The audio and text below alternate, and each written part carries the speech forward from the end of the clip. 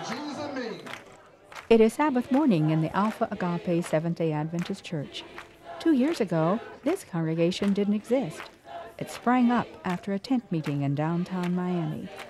Churches like Alpha Agape are flourishing because of a vigorous emphasis on evangelism in black communities.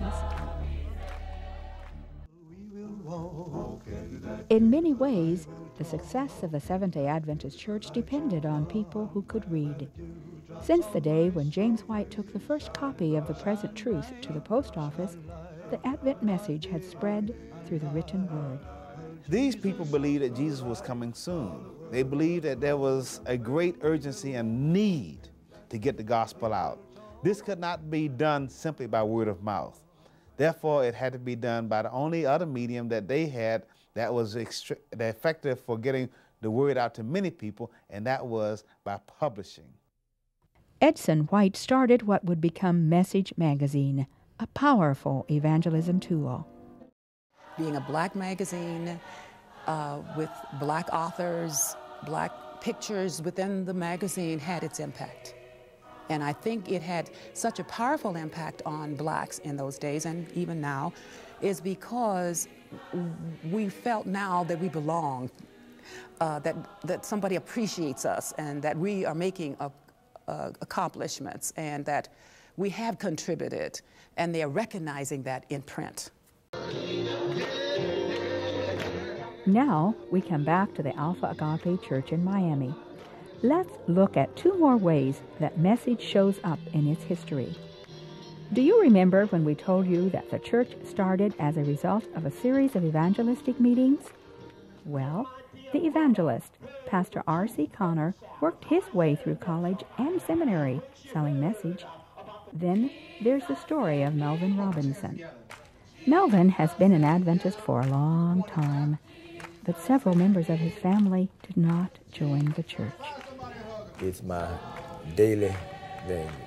Is every morning when I get up for my worship, I call every one of my brothers' name and every one of my sisters' name and ask the Lord to include their family in it, not only for their protection, normally, and then also for the spiritually, that they would touch them and lead them and guide them and touch their hearts, touch their minds, that they may do the right thing, walk in the right path and accept the truth. And in addition to praying, he did something else. They've been getting, I guess, the message over 10 or 11 years, just sending them the Message magazine. Because when they put the campaign on each year within the church for the Message magazine, I just automatically sign up all the family members. I was interested in seeing my family read themselves into the truth, because for one reason that even reading the Spirit of Prophecy that Sister White says that, that our literature should fall like the leaves of autumn in any way that I thought it was possible to get them to just to read, because I think sometimes reading does more than you're talking. When the tent meeting came to town, Melvin invited his brother Henry and his sister Salomia. They came, and so did their families. I just say he was a good example for his family, and they came on in, and I introduced him to some of the things, by inviting him, and then he invited his family, so it's like what's called a chain reaction. At the close of the meeting, several family members went down into the water.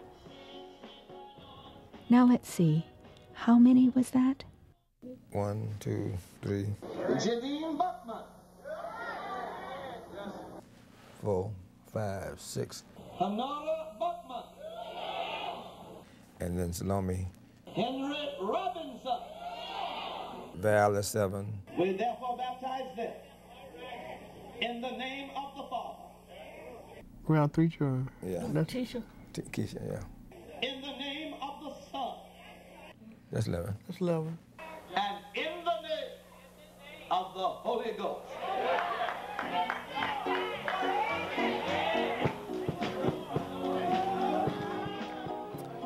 If there was any way that someone could grasp the real meaning and understanding of someone who proclaims that they're a member of God's family because of Message Magazine. There's nothing in the world that parallels that. And to see what has taken place in the Robinson family, it's but a small, insignificant element of what can happen when the Word of God goes out. It seems insignificant, but the Word is powerful. And the promise is it would not return void, but it will accomplish the work. We just have to get it out.